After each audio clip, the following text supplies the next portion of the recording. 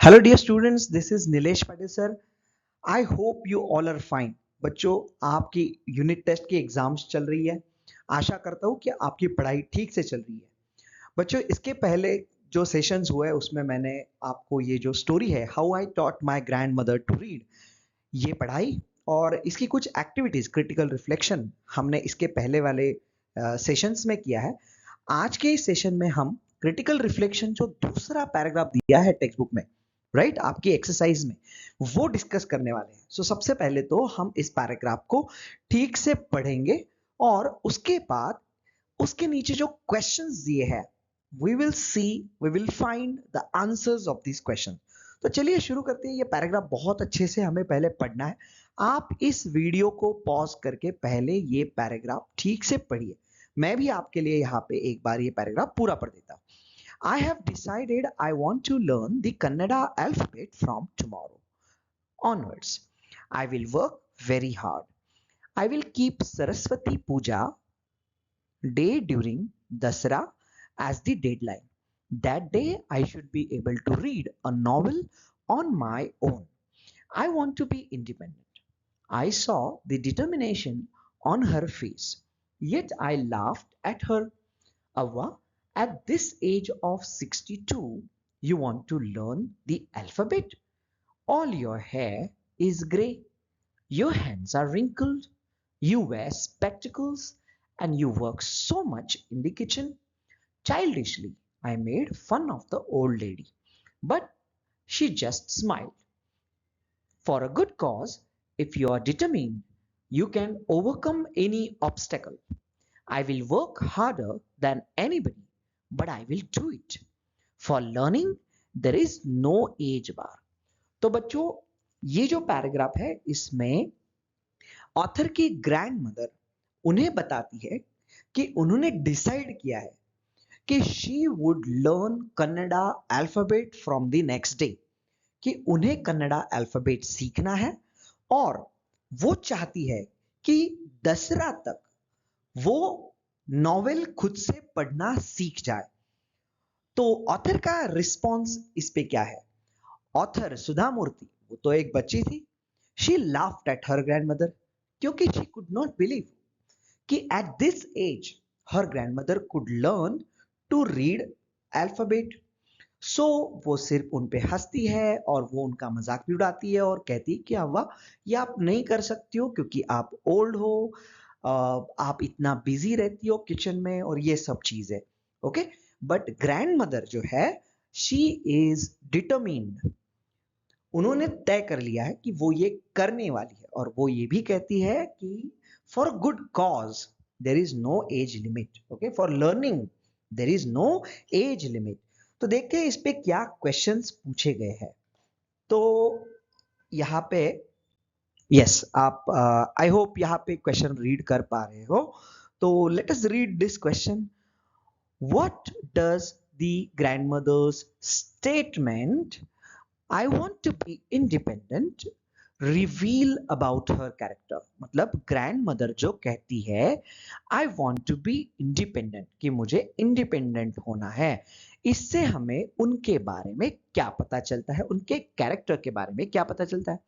A, she wanted to be liberate, कि वो आजाद होना चाहती थी, फ्री होना चाहती थी। B, she desires self sufficiency, कि उन्हें सेल्फ सफिशिएंट होना है। अब सेल्फ सफिशिएंट का मतलब क्या होता है? इंडिपेंडेंट होना है। Then she wants to prove her intelligence to others, कि उन्हें ये दूसरों को दिखाना है कि वो कितनी इंटेलिजेंट है, कि एट द एज ऑफ 60 वो पढ़ना सीख सकती है। And D, she feels pressure by society to learn, कि समाज उन्हें प्रेशराइज कर रहा है और उन्हें ऐसे लगता है कि उन्हें पढ़ना सीखना चाहिए। ओके, तो आई होप आप लोगों में से बहुत सारे लोगों ने इसका आंसर सही गेस कर लिया है। यहाँ पे मैंने बताते वक्त, एक्सप्लेन करते वक्त सेल्फ सफिशिएंसी का मतलब बताया था independent. She desire self sufficiency, जिसका मतलब होता है she wants to be independent. तो इसका करेक्ट ऑप्शन है ऑप्शन बी। चलिए आगे बढ़ते हैं, देखते हैं नेक्स्ट क्वेश्चन क्या है। fill in the blank with the appropriate option from those given in brackets. तो यहाँ पे कुछ options दिए गए हैं, statement पढ़ते हैं.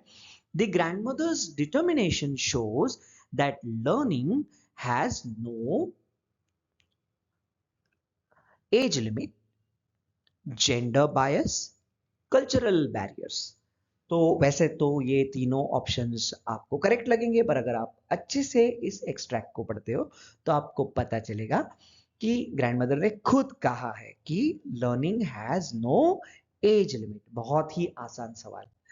अब देखते हैं, यहाँ पे और एक क्वेश्चन दिया है पर यहाँ पे कोई ऑप्शन नहीं दिया है. हमें सुटेबल स्टेटमेंट लिख के इसको कंप्लीट करना है. The narrator laughs at her grandmother's decision to learn the alphabet at the age of 62 because.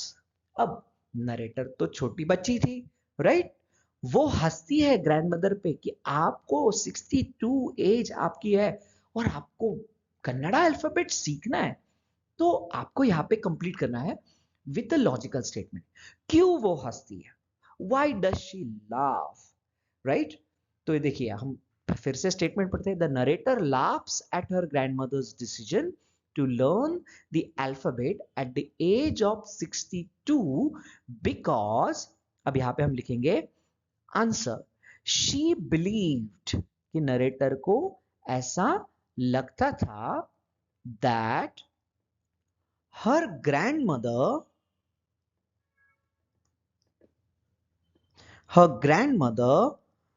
would not be able to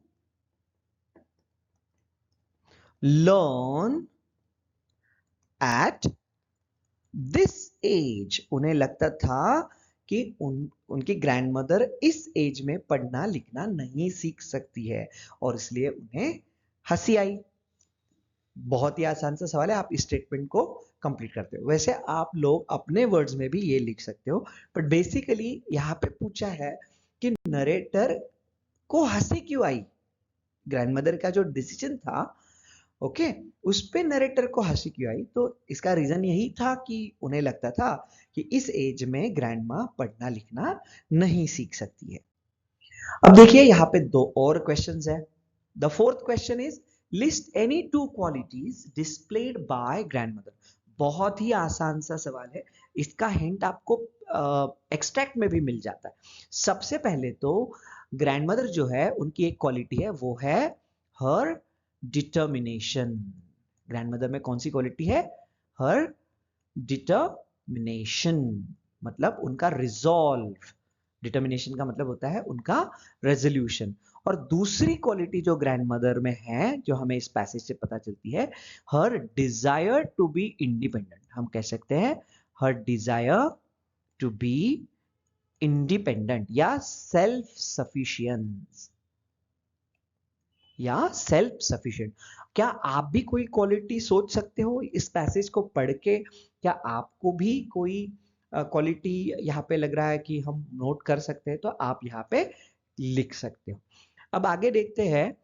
the fifth question is how can we say that the narrator is making assumptions about her grandmother.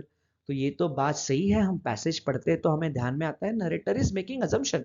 वो grandmother पे विश्वास नहीं कर रही है, वो कह रही है कि you can not do it. तो हम कैसे कह सकते हैं कि शी इज मेकिंग अजम्पशन? तो यहाँ पे तो एकदम आंसर तो क्लियर है कि नरेटर जो है, okay, narrator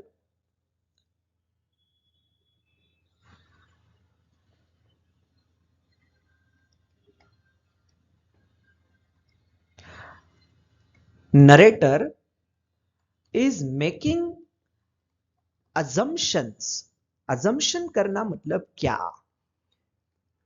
okay, to make assumption इसका मतलब होता है कि हम किसी के बारे में कोई अंदाजा बनाते हैं, अपना ओपिनियन उनके बारे में बनाते हैं. ओके, ये हमारा पर्सनल ओपिनियन होता है उनके बारे में. तो हम कैसे कह सकते हैं कि वो assumption करें? तो narrator is making assumptions as she laughed at the grandmother.